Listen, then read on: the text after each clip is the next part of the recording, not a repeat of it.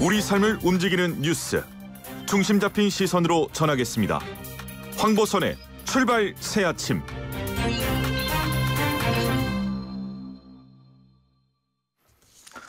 자, 청취자 여러분, 메타버스라고 혹시 들어보셨습니까? 이게 저희가 뭐 출퇴근할 때 타고 다니는 버스가 아니고요. 자, 현실과 다른 디지털 가상세계, 디지털 지구를 부르는 말입니다. 자, 예전에도 그 존재했던 개념이긴 한데요. 코로나19 이후 이제 이른바 비대면, 언택트 문화가 확산되면서 이 메타버스가 최근 각광을 받고 있다고 합니다. 내가 아닌 또 다른 나, 디지털 분신이 존재하는 메타버스의 세계를 오늘 대던 뉴스에서 윤현숙 기자와 함께 자세히 알아보겠습니다. 윤 기자 안녕하십니까? 네, 안녕하세요. 예. 자, 먼저 디지털 분신이라고요? YTN에도 최근 이거 관련해서 등장한 거 있죠. AI 인공지능 앵커요? 네, AI 인공지능 앵커가 데뷔를 했습니다. 윤 기자는 지금 실체 네, 실물인데요. 저는 예, 사람입니다. AI 아닙니다. 예. 네네. 그 YTN 뉴스가 있는 저녁 2주년 특집 방송이 4월 15일에 있었는데요. 그때 변상욱 AI 앵커가 데뷔를 했습니다. 사실 지난해부터 죄송합니다. YTN 그 디지털 센터인 YTN 플러스에서 AI 기술을 방송에 접목해보자. 이런 차원에서 AI 앵커 연구 개발을 쭉 해왔거든요. 이제 그러다가 뉴이처 2주년 방송에서 AI 앵커를 활용해보자 이런 아이디어가 나와서 그 준비를 거쳐서 변상욱 AI 앵커를 선보이게 됐는데요. 네. 그 변상욱 앵커가 출연했던 2년간 방송 중에서 일부를 딥러닝을 시켜서 기사 텍스트를 입력하면 AI의 영상과 음성으로 합성되도록 그렇게 AI 앵커를 만들었습니다. 그럼 변상욱 앵커의 표정과 말투, 목소리, 어조 이런 걸 다 표현을 했고요. 그래요. 그래서 실제 방송에서 생방송 상황에서 다른 사람 앵커와 대화도 나누고 AI 앵커가 직접 AI 앵커의 미래에 대해서 설명하는 그런 콘텐츠도 만들었습니다. 그 제가 이 초기 개발 단계부터 이렇게 받고 또 실제 원고 일부도 쓰기도 했는데요. 네. 그래요? 그 알고 있는데도 AI 앵커가 이제 기사를 넣으면 이렇게 입력을 하면 이렇게 실제로 바로 나오는 게 굉장히 신기하더라고요. 그렇군요. 그러면 그 변상욱 앵커께서 뭐 그 현장에서 자아 분열을 혹시 느끼지 않으셨을까? 잘못하면요? 왜냐하면 이게 너무나 똑같게 구현을 해버리면 본인도 좀 놀라시긴 하셨어요. 그렇죠. 네네네. 그러면 이거 AI 앵커 디지털 분신 이른바 이렇게 불러도 되겠죠? 네, 그렇습니다. 이게 디지털 세상에서 마치 이렇게 홍길동이 이렇게 뭐라고 하죠? 그 여러 명을 동시에 이렇게 모습을 보이는 것처럼 손오공도 이렇게 네네네. 털을 불어서 이렇게 여러 마리로 드러나게 하고. 네, 그럼 동시에 여러 곳에서 이제 이런 AI 앵커를 활용하면은 디지털 분신처럼 여러 곳에서 방송을 할 수도 있고요. 나는 뭐 일어를 못한다, 프랑스어를 못한다 해도 충분한 그걸 읽어서 학습 데이터만 투입을 한다 그러면 내가 아닌 나의 AI는 또 다른 언어로도 방송을 할 수 있는 그래요? 그런 기술들이 많이 발전이 되어 있습니다. 근데 이제 다만 20초 정도 걸리는 기사 텍스트를 넣었을 때 그 실시간으로 바로 나오는 게 아니라 이게 영상과 음성이 합성되는 시간이 그만큼 걸리거든요. 일종의 딜레이. 우리 이성 통화할 때라든지 위성 방송 연결할 때 딜레이 생기지 않습니까? 네네. 좀 긴 딜레이로 볼 수 있겠네요. 네, 파일이 만들어지는 시간이 걸리기 때문에 아직은 뭐 완벽한 실시간 생방송은 어렵지만 그래도 급한 경우에 뭐 스튜디오나 방송 장비 없이도 이 프로그램만 활용하면은 신속하게 방송이 가능하기 때문에 뭐 굉장히 좀 새로운 기술이라고 볼 수 있고 굉장히 기술이 하루가 다르게 빠르게 발전하고 있어요. 이게 일본이나 뭐 중국에서 처음 나왔을 때는 뭐 다들 놀랍다 이랬는데 이번에 영국 공동 진행했던 그 이스트 소프트 측의 설명인데 5일만 주어지면 데이터가 물론 확보된 상태에서 5일만 있으면 한 명의 AI 앵커를 만들어 낼 수 있다. 그래요? 네, 똑같은 디지털 분신이 생기는데 5일밖에 안 걸리는 거죠. 아니 그러면 뭐 지금 저희 같은 방송하는 사람들 그 일자리 잃는 거 아니에요? 그 저희랑 똑같이 이렇게 해버리면? AI들이? 네, 그런 걱정이 가장 흔하죠. 근데 사실 그런 고민이 이런 기술 개발 이면에 존재를 하는 게 사실인데요. 하지만 당장은 이런 AI 앵커가 우리 황 진행자의 자리를 차지하지는 않을 것 같습니다. 왜냐하면은 고도의 순발력과 방송 노하우를 갖춘 그런 진행자나 인간 앵커를 대체한다는 건 불가능한 일이고 그렇게 해서도 안 될 거라고 생각을 합니다. 그래요. 그건 우리 생각인데요. 네, 알겠습니다. 자, 그러면 근데 AI 앵커 같이 또 이 디지털 분신이 주목받는 곳이 또 있다. 아까 제가 하신 처음에 초반에 이제 그 소개한 메타버스요. 네네네. 이것 좀 제가 설명 잠깐 했는데 좀 설명 좀 해주세요. 예. 네, 이게 단어 자체로 보면 메타버스. 예. 메타는 초월이고 유니버스, 세상을 뜻하는 유니버스의 합성어인데요. 이게 그래요. 예. 현실을 초월하는 공간이다. 또 뭐 현실과 또 다른 디지털 세계다. 뭐 이렇게 설명될 수 있고. 메타 유니버스군요, 그러니까. 네네. 또 좀 다르게 또 쉽게 풀어서 말씀드리면 현실의 나와 다른. 아까 실제 앵커가 있지만 AI 앵커가 활동을 하듯이 현실의 나와는 다른 아바타 그런 부캐로 살아가는 새로운 세상이라고 할 수 있습니다. 네네. 근데 사실 말이 새로워서 그렇지 아주 새로운 개념은 아니고요. 예를 들어 뭐 2000년대 초반에 인기 끌었던 싸이월드 아시죠?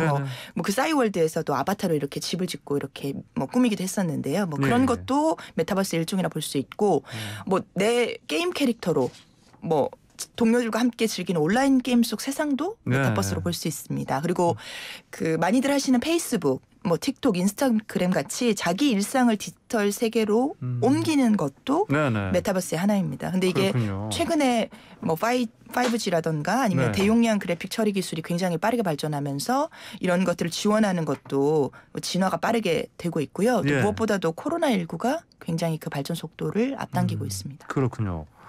자, 그런데 이런 새로운 세계가 또 창출이 되면 뭐랄까요, 이제 새로운 그 산업도 창출이 되고요. 그럴 텐데 요즘 젊은이들이 이 가상 세계에 들어가서 뭐 돈도 번다면서요?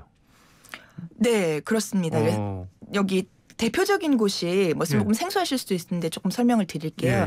로블록스랑 제페토라는 곳인데요. 로블록스? 네. 제페토. 네, 어른들한테는 좀 생소할 수 있는데 젊은 세대들한테는 지금도 굉장히 많이 쓰이고 큰 인기를 끌고 있는 곳인데 그 먼저 로블록스라는 곳이 대표적이니까 설명을 좀 드릴게요. 미국의 게임 플랫폼인데 작년에 사용자가 1억 명을 넘었고요. 주로 10대 아이들이 주류 이용자입니다. 뭐 어떤 조사에는 미국의 16세 이상 아이들의 절반 이상이 이 로블록스를 쓰는데 유튜브보다 뭐 거의 2.5배 정도 더 많은 시간을 여기서 보내고 뭐 넷플릭스도 많이 보시지만 넷플릭스보다는 뭐 10몇 배 이상 여기서 더 많이 체류한다 이런 조사도 있고요. 이게 자신이 상상하는 가상세계를 이 안에서 만들어서 사업도 하고 또 뭐 그 안에 그 가상세계에 관련된 인프라들을 뭐 다른 사람에게 제공을 하면서 돈 버는 청소년들이 굉장히 늘고 있습니다. 그래요? 한마디로 살고 싶은 대로 살 수 있는 곳이네요? 살고 싶은 곳에서 내가 꿈꾸는 나로 살 수 있는 그런 자아 실현할 수 있는 곳. 네네. 돈까지 벌고요. 네, 그런 비슷한 곳이 우리나라에서 뭐 대표적으로 비견해서 들 수 있는 곳은 제페토라는 곳인데요. 제페토. 네네네. 그 3D 증강현실 아바타를 만드는 앱인데 그 안에 엄청 다양한 가상세계가 모여 있어요. 그래서 뭐 여행도 다닐 수도 있고 놀이공원도 갈 수 있고 좋아하는 아이돌 가수도 만날 수 있고 이런 곳입니다. 근데 네이버의 자회사가 만들었는데 이거 국내 회사가 만들었지만 세계적으로 인기를 끌고 있고 사용자가 2억 명을 넘었습니다. 그렇게 많아요? 만약에 10대 아이들 키우고 계신 부모님들이라면 한번 핸드폰 슬쩍 이렇게 봐보시면 이미 깔려 있을지도 모르는데요. 사용자의 80%가 10대입니다. 그 20% 나머지 해당하는 사람 중에 한 명이 전데 들어가 봤는데 그래요? 정말 신기하더라고요. 거기서 10대 청소년들이 굉장히 친구도 사귀고 대화도 하고 현실에서 못하는 아까 말씀하신 그런 것들을 마음껏 할 수 있는데요. 뭐 예를 들어 구찌 같은 패션 업체들이 이 안에서 가게도 열어요. 그래요? 근데 10대 청소년들이 오프라인 매장에서 그런 명품 사기는 어렵잖아요. 근데 여기서는 나의 아바타를 꾸미는데 그런 고급 옷으로 치장할 수도 있고 또 가수들도 여기서 콘서트를 합니다. 그래요? 네, 근데 사실 지금은 코로나 때문에 못하지만 코로나가 아닌 상황에서도 체육관 같은 데서 아무리 대규모로 열어도 뭐 10,000명대, 수만 명대 규모잖아요. 근데 여기서는 거의 뭐 온라인으로 접속을 하니까 뭐 3천만 명, 뭐 많을 때는 수천만 명이 함께 관람할 수도 있고 그게 가수들한테는 이익으로 연결되기도 합니다. 그렇군요. 그래서 BTS 같은 경우에 지난해 그 빌보드 차트 1위 찍었던 노래 다이너마이트. 네네네. 그 같은 경우에 첫 번째 뮤직비디오를 이 메타버스 공간 안에서 공개를 하기도 했고 바이든 미국 대통령도 민주당 후보 시절에 대선을 이런 동물의 숲이라는 메타버스 게임이 있는데 거기 안에서 선거 유세를 하는 것도 있었습니다. 굉장히 다양하게 사용이 되고 있어요. 그렇군요. 전시를 못 가니까 뭐 가상 미술관을 메타버스 안에서 연다든지 아니면 가상 여행을 뭐 투어를 뭐 진행한다든지 굉장히 다양한 곳에서 쓰이고 있습니다. 그렇군요. 자, 이렇게 되면 아까 제가 언급했는데 기업들도 이쪽으로 돈 또 투자하고 그러지 않겠습니까? 네, 사람이 있는 곳에 돈이 모이기 마련이죠. 그래서 네. 굉장히 많은 기업들이 주목을 하고 있고요. 특히 세계적인 테크 기업들이 차세대 먹거리로 메타버스를 주목을 하고 있습니다. 뭐 애플, 마이크로소프트뿐만 아니라 페이스북도 이 주도권 확보를 위해서 혈안이 돼 있고 국내에도 게임 업체를 비롯해서 많은 기업들이 지금 진출을 하고 있고 투자를 하고 있습니다. 그렇군요. 알겠습니다. 자, 그리고 그 시장 규모가 세계 메타버스, 메타유니버스 규모가 315조 원에 이를 것이다? 이런 전망이 있나요? 네네네. 그러면은 이렇게 잘 되면 또 부작용도 있지 않겠습니까? 네, 뭐 모든 것이 그렇지만 좋은 면만 있는 건 아니죠. 우려되는 부분도 있는데 일단 과몰입이 우려가 되고요. 가상 세계에 너무 빠져가지고 거기서는 이제 막 자신의 의지대로 할 수 있으니까 현실 세계 에서 생활이 오히려 어려워질 수도 있고 또 반대로 어려운 현실의 도피 수단으로 가상 세계로만 가려고 하는 그런 문제도 있지 않을까 그런 우려가 있습니다. 또 가상 공간에서 익명성에 기대서 현실에서보다 좀 더 폭력적이고 또 뭐 혐오 발언이라든가 차별적인 행동을 할 수 있는 그런 우려도 있고요. 또 아까 뭐 대화를 했던 것처럼 메타버스 안에서 경제 활동이 이미 이루어지고 있거든요. 그럼 이제 이런 부분이 이제 계속 확장이 될 때 뭐 세금은 어떻게 할 건지. 그러게요. 또 디지털 분신이라고 할 수 있는 그런 나의 아바타에 대해서 혹은 내가 다른 아바타에 대해서 어떤 범죄들 뭐 명예훼손을 한다든지 뭐 해킹 같은 걸 한다든지 그런 범죄들이 발생했을 때 어떻게 규율을 할 건지 뭐 이런 부분들을 생각해 볼 문제들이 이제 떠오르고 있는데요.